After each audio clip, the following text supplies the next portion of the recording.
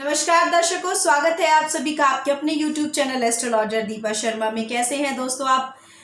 उम्मीद करती हूँ कि आप सभी सुरक्षित होंगे, स्वस्थ होंगे और आपके घर के सभी सदस्य भी स्वस्थ होंगे।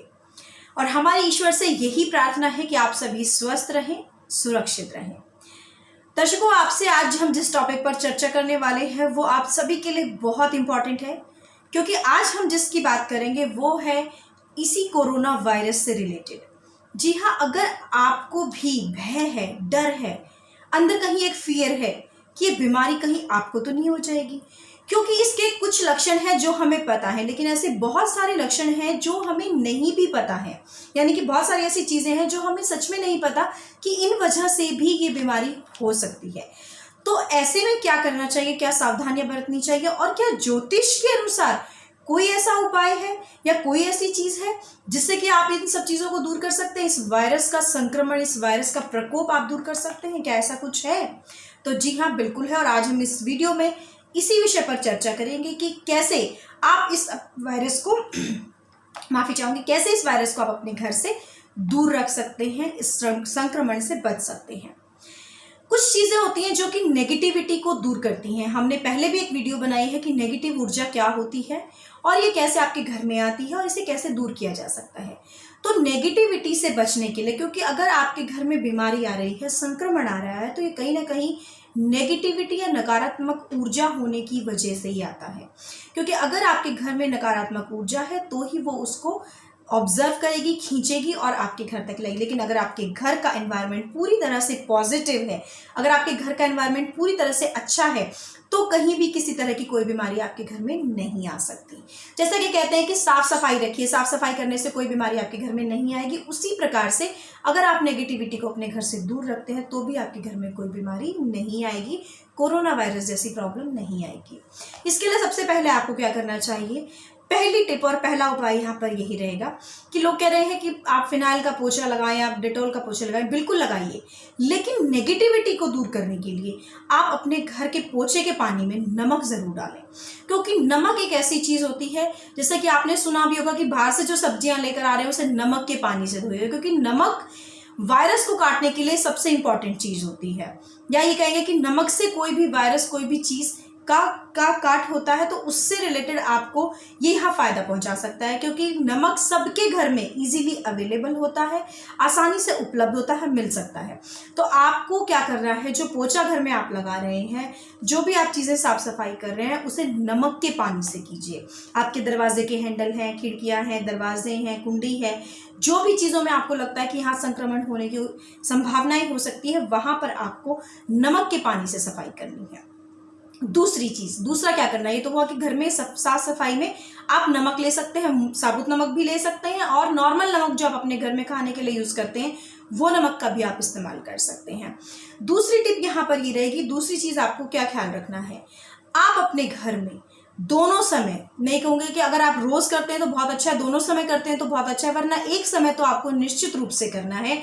शाम के समय एक उपले की आग बनाइए, यानी उसको अंगारी का रूप दीजिए, उस पर थोड़ी सी गूगल, थोड़ी सी लोबान और कपूर, ये तीनों चीजें जो इजीली घर में मिल जाती, नहीं भी मिल सकती तो आप ले सकते हैं बाजार से, आपको मिल जाएंगी। गूगल और लोबान, जो ओरिजिनल लोबान होती है, गूगल होती है, और कपूर, ये तीनों चीजें उस पर डाल के उसका जो धुआं होता है वो आप अपने पूरे घर में उस धुएं को जरूर कीजिए, जिससे नेगेटिविटी रिमूव होती है। तीसरी टिप यहाँ पर बात करेंगे। तीसरा क्या आपको काम करना है, कुछ फिटकरी के टुकड़े लीजिए, उन फिटकरी के टुकड़ों को आपके अपने घर के चारों कोनों में रखना है। जी हाँ, अपने घर के चारों कोनों में आपको फिटकरी के टुकड़े रखने हैं।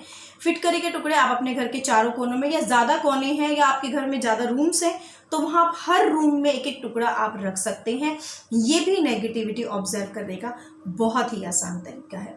इसके अलावा और क्या कर सकते हैं, अगर नीम के पत्ते की, यानी नीम के पेड़ की टहनी मिल जाए, यानी फोर्थ टिप की अगर हम बात करें, तो जो नीम के पेड़ की टहनी होती है वो भी एंटीबायोटिक होती है, उसकी भी अगर हम बात करें तो वो भी बहुत आपको फायदा करती है। यूकेलिप्टस के पेड़ अगर आपके पास हैं तो उसकी पत्तियों का धुआं भी आप अपने घर में कर सकते हैं, वो भी आपके घर की नेगेटिविटी को, किसी भी तरह के वायरस को, इन चीज़ों को रिमूव करने में काफ़ी सहायक होता है।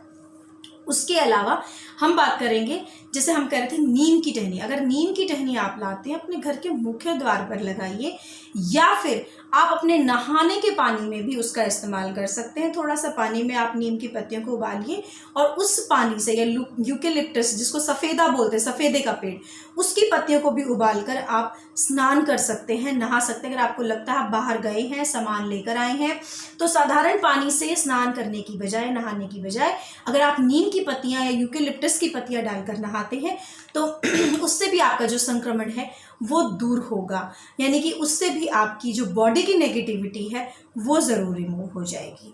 इसके अलावा और क्या करनी चाहिए, तो आपके 5 टिप मैंने दी कि जिसमें कि आप अपने घर की नेगेटिविटी को रिमूव कर सकते हैं, अपने घर को साफ सुथरा रख सकते हैं, आप नकारात्मक ऊर्जा से अपने आप को और अपने घर को बचा सकते हैं।